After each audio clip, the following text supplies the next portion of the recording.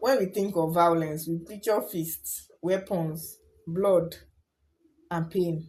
But there's another kind of violence, one that leave no with the one that leave no bruises, no broken bones, no blood stains. It's the violence built into the system around us.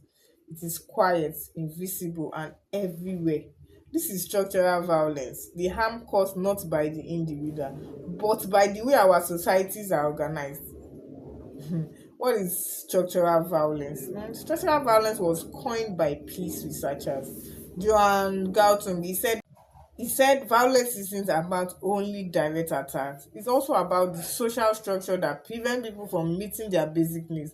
When poverty, racism, or inequality stop people from living a full and healthy life, that's violence too. It's not just built into the system.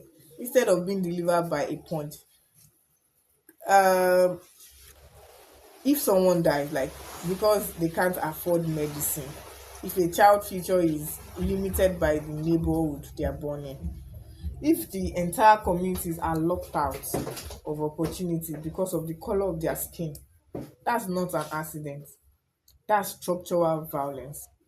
Poverty as violence. Let's start with poverty. Over 700 million people live in extreme poverty today. They are not lazy, and it's not because they don't try hard enough. They are trapped in systems that make escaping nearly impossible. Let me give you an example. A mother worked two jobs but still can't afford healthy food. Her children grew up malnourished, they struggle in school and face health problems for life. No one hit them, no one intended to hurt them, but the system did. Example two, in some parts of the world, people walk miles for clean water, while others they leave tap running. The gap between those who have too much and those who have too little isn't natural. It's built by policy, economics, and history. That's structural violence. Poverty kills more people every year than war ever has. It's just that the deaths are slower, quieter, and easy to ignore. Inequality, there's inequality too. It divides between rich and poor, powerful and powerless. In every country, the wealthiest few control most of the resources, while the majority fight for scraps. Inequality isn't only about money, it's about access.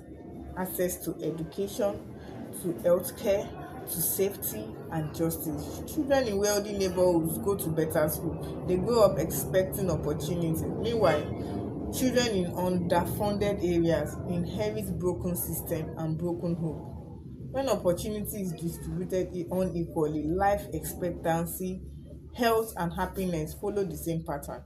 This means your zip code can prevent your lifespan better than your genetic code. That's not faith, that's structure. Systemic racism, and then there is the invisible systemic racism is the invisible hand that shape who get what, when and how. It's not just about prejudice in someone's heart. It's about the rules and institutions that quietly favor some and disadvantage others.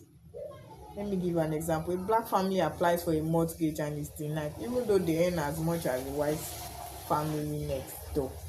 That denial affects where they live, what school their children attend, and the wealth they can build. Another example is the indigenous community often lack hospital, clean water, or fair policing. Their shorter lifespan aren't the result of bad luck. They are the result of centuries of policies designed to erase and exclude systemic racism.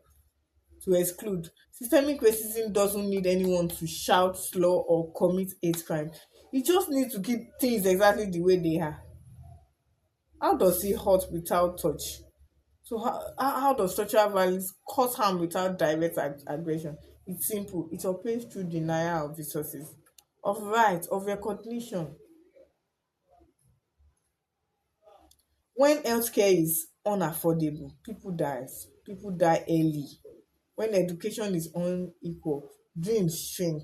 When jobs are scarce or wages are too low, stress destroy mental health. No one pulls the trigger, but the outcome is the same: lost life, lost potential, lost dignity. Structural violence hides behind normalcy. It's so woven into our system that we stop seeing it as violence at all. What can be done? But silence isn't destiny. Structural violence can be dismantled because it's made by human choices and humans can choose differently. We can challenge unfair systems by demanding living wages and universal healthcare, by investing in schools, not prisons, by ensuring justice system protect everyone equally, by recognizing our own privilege and using it to lift others up.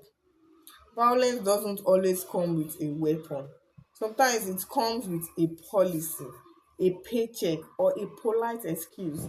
It starts with seeing it for what it really is. Structural violence isn't silence, it's our response, but our response doesn't have to be. Our response doesn't have to be. Thank you for watching. I'll see you in my next video.